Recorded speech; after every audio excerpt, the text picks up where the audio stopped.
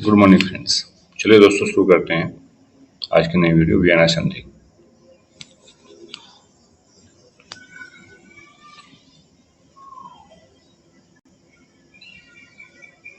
सबसे पहले शुरू करते हैं वियना संधि क्या थी, इसके क्या प्रभाव रहे, इसके क्या उद्देश्य थे। यह प्रश्न बहुत इंपॉर्टेंट है, बार बार आपसे पूछा जाता है। चलिए वियना संधि सन 1815 में वियना संधि आरंभ हुई थी। आरंभ क्या हुई थी, लागू हुई थी। और वियना संधि ठीक है, एक सम्मेलन होता है। उस सम्मेलन के अंदर कुछ शर्तें रखी जाती थी। ऐसी शर्तें 1815 में नेपोलियन की लड़ाई हार हो गई थी और नेपोलियन को प्रतिबंधित करने के लिए, यानी कि नेपोलियन कहाँ का शासक था, फ्रांस का शासक था। फ्रांस को प्रतिबंधित करने के लिए नई रूपरेखा तैयार की गई थी, जिसके लिए ब्रिटेन, रूस और पर्शिया और ऑस्ट्रिया ने, किसने, ब्रिटेन, रूस, पर्शिया और ऑस्ट्रिया ने, इन्होंने यूरोप की एक नई रूपरेखा तैयार की थी। और कहाँ पर की थी, वियना में की थी। कहाँ की थी, वियना में की थी। ऑस्ट्रिया का एक चांसलर था, कौन था, ड्यूक मैटरनिख। ऑस्ट्रिया के चांसलर ड्यूक मैटरनिख ने इस मैटरनिख पर ही इस कांग्रेस की मेहमान नवाजी का भार था। यानी कि जो ड्यूक मैटरनिख था, ये इस ड्यूक मैटरनिख ही यही करता धरता था पूरा।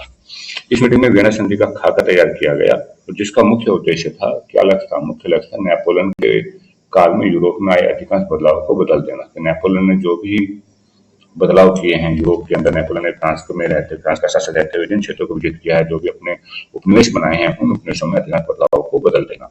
इस संधि के अनुसार कुछ कदम उठाए गए थे, जिनमें से सबसे पहला इंपॉर्टेंट कदम था कि फ्रांसीसी क्रांति के दौरान बोर्बो वंश को सत्ता से हटा दिया गया। सबसे पहले क्या कर दिया था, फ्रांसीसी वंश के दौरान जो बोर्बो वंश सत्ता में था पहले, तो उसको हटा दिया गया, तो उसे फिर से सत्ता दे दी गई। दूसरा, फ्रांस को प्रतिबंधित कर दिया, उसकी सीमा पर कई सारे राज्य बना दिए। क्यों बनाए, कि भविष्य में फ्रांस कभी भी अपने साम्राज्य बढ़ाने की कोशिश ना करे। उदाहरण के देखते हैं, उत्तर में नीदरलैंड का राज्य स्थापित कर दिया गया और दक्षिण में पीडमॉन्ट से जेनेवा को जोड़ दिया गया। उत्तर में किसको कर दिया, नीदरलैंड। उत्तर को नॉर्थ कहते हैं, नॉर्थ को नीदरलैंड, दक्षिण में पीडमॉन्ट और जेनेवा। पर्शिया को उसकी पश्चिमी सीमाओं के पास कई महत्वपूर्ण इलाके दे दिए गए और ऑस्ट्रिया को उत्तरी इलाकों का कब्जा दे दिया गया। याद रखेंगे, उत्तर में नीदरलैंड, दक्षिण में पीडमॉन्ट, पर्शिया को पश्चिम में और ऑस्ट्रिया को उत्तरी इलाकों का कब्जा दे दिया गया। आप इसको देखते हैं, पहले पूर्व में रूस को, पूर्व में किसको दिया, रूस को दिया है, और पर्शिया को सेक्शन का एक भाग दे दिया गया। साथ ही नेपोलियन ने 39 राज्यों का जर्मन संगठन बनाया था, उसमें कोई भी बदलाव नहीं किया गया। इसे याद रखेंगे, क्या कहता है, ऐसी कौन सी चीज थी इसमें कोई बदलाव नहीं किया गया था। नेपोलियन ने 39 राज्यों का एक संगठन बनाया था, उसमें कोई बदलाव नहीं किया गया था। अच्छा, 1815 में कुछ रूढ़िवादी शासन व्यवस्थाएं आई। रूढ़िवादी जो परंपरावादी होते हैं, यानी कि किसी भी प्रकार के बदलाव को स्वीकार नहीं करती। वे सब तानाशाही प्रवृत्ति थी, किसी भी प्रकार की आलोचना, विरोध को बर्दाश्त नहीं करते थे। अधिकांश ने अखबार, किताबों, नाटकों, गानों में व्यक्त होने वाली विषय वस्तु पर भी कड़ा सेंसर लगा, यानी कि सबको बंदिश लगा दिया। आप कोई आजादी नहीं कर सकते, अपने विचारों को नहीं दे सकते थे। ये थी आपकी वियना कांग्रेस।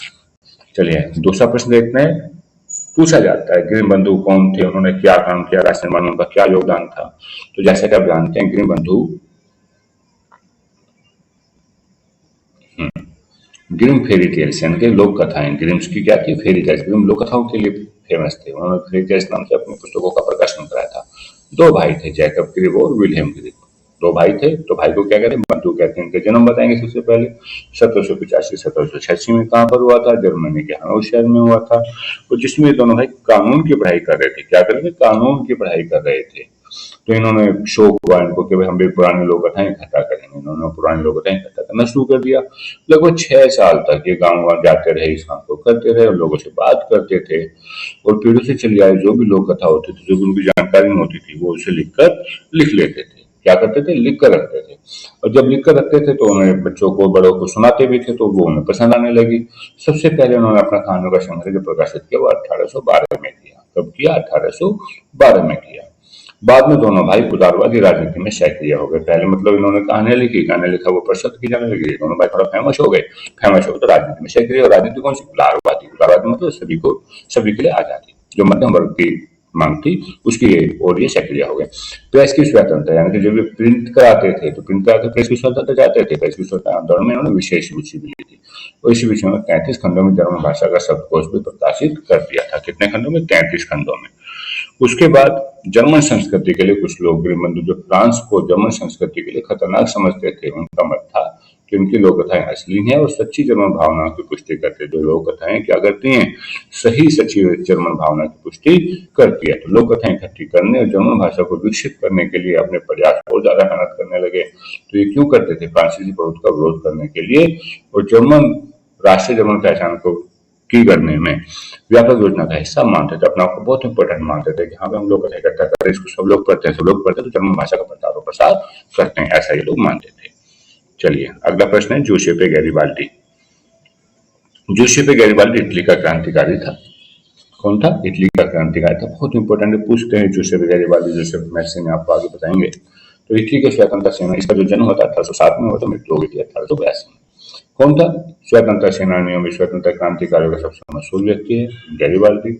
उसका परिवार संबंध ऐसे परिवार से था जो तटीय व्यापार में संलग्न था। व्यापारिक नौसेना में एक नाविक था। कौन था? एक नाविक था, वो व्यापार करता था, तटीय व्यापार, समुद्र में व्यापार करता था। 1833 में इसकी जो भेंट हुई तो मैक्सिनी से हो गई थी, जहाँ वो यंग इटली आंदोलन से जुड़ा हुआ था। यंग इटली आंदोलन का प्रणेता कौन था? मैक्सिनी था। 1834, अच्छा आपको बताना है कि यंग इटली आंदोलन कब और कहाँ आरंभ किया गया था। यंग इटली का जो संगठन था वो मैक्सिनी ने कब गठन किया था, कहाँ गठन किया था, आपको कमेंट में बताना।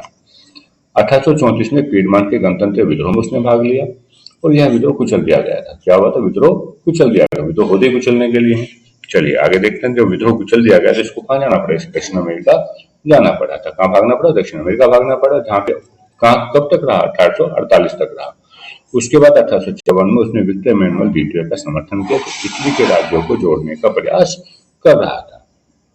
1807 में गैरिबाल्डी ने दक्षिण इटली की तरफ एक्सपीडिशन ऑफ 1000 यानी कि 1000 लोगों को एक साथ इकट्ठा किया, उनका नेतृत्व किया। इसमें कितनों का किया? एक्सपीडिशन ऑफ 1000 का। और इस अभियान में नए नए स्वयंसेवक जुड़ते चले गए और संख्या लगभग कहाँ तक पहुंच गई? 30,000 तक पहुंच गई। कहाँ तक पहुंच गई? 30,000 तक। कब शुरू किया था? 1860 में शुरू किया था। क्या शुरू किया था? एक्सपीडिशन ऑफ 1000 लोगों का अभियान। और ये जो अभियान था, इस अभियान को रेड सर्च के नाम से जानते थे। किस नाम से जानते थे? रेड सर्च के नाम से जानते थे।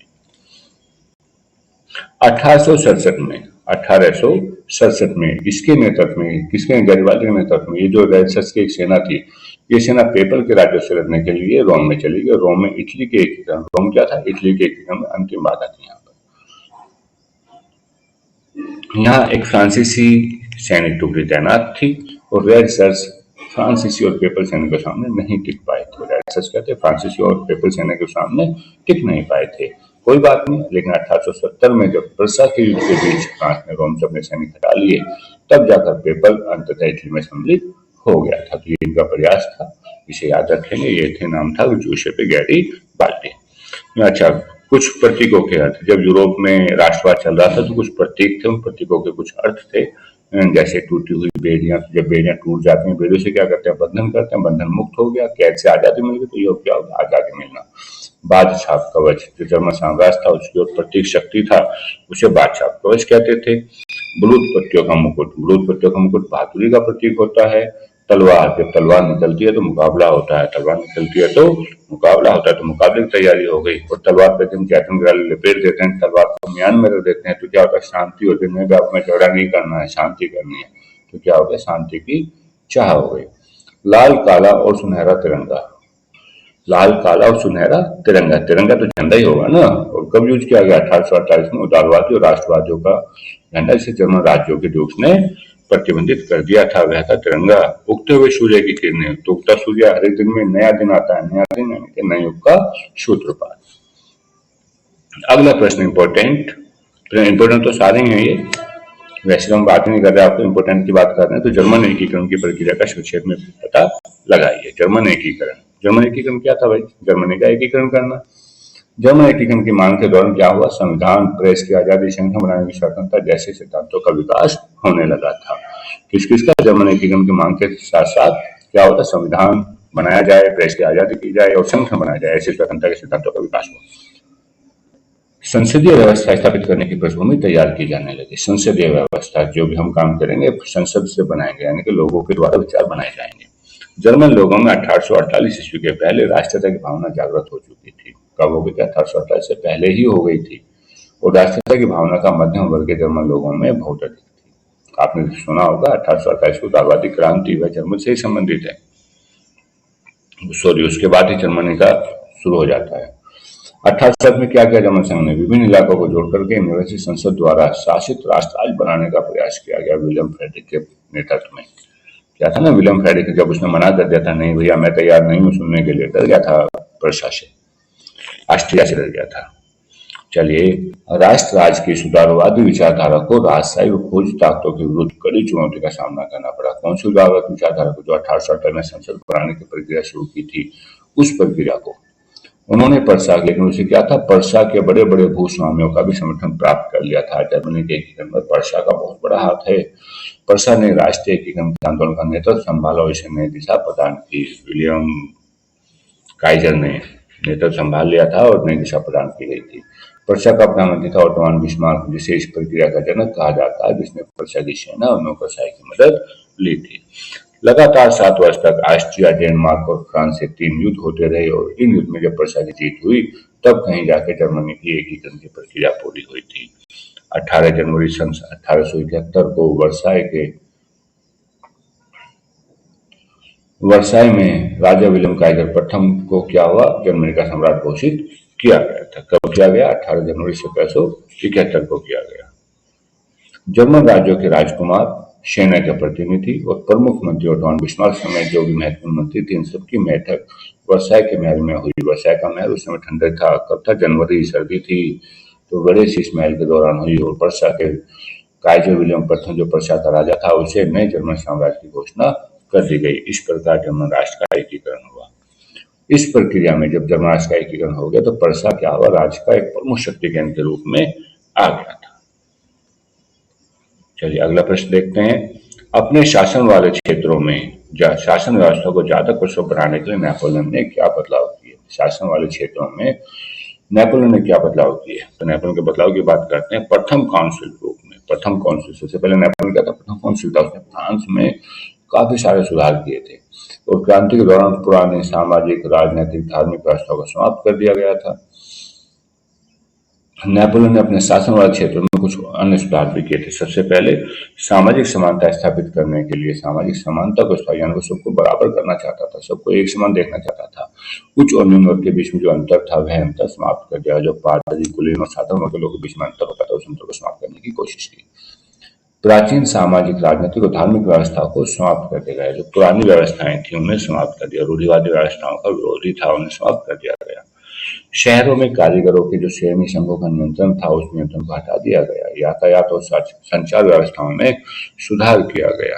यातायात और संचार में भी सुधार किया गया। आर्थिक सुधार करने के उद्देश्य से बैंक ऑफ फ्रांस की स्थापना की गई। आर्थिक सुधार किससे होगा? जब राज्य का धन इकट्ठा होगा तो धन को इकट्ठा करने के लिए बैंक ऑफ फ्रांस की स्थापना की।